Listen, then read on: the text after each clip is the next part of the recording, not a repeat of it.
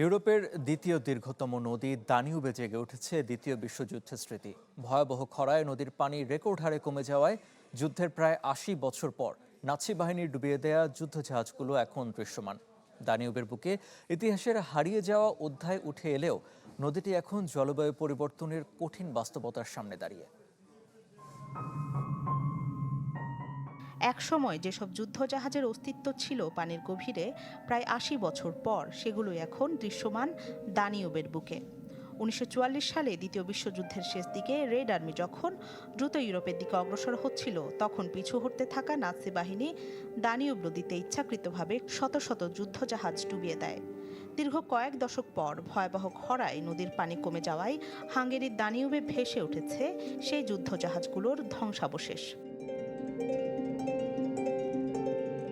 শুধু যুদ্ধের স্মৃতিই নয়, পানির নিচে দীর্ঘ সময় চাপা পড়ে থাকা নানা ঐতিহাসিক ও প্রত্নতাত্ত্বিক নিদর্শনও এখন সামনে এসেছে। বুলগেরিয়ায় নদীর তলদেশেও দেখা মিলছে একটি ম্যামথের দেহাবশেষ।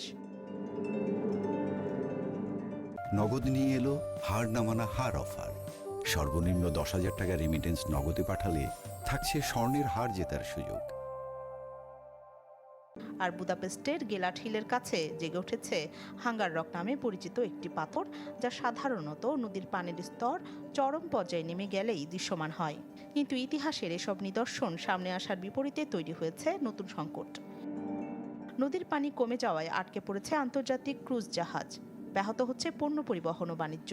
অনেক পর্যটককে নদী পথের পরিবর্তে বাসে করে যাত্রার বাকি অংশ শেষ করতে হচ্ছে।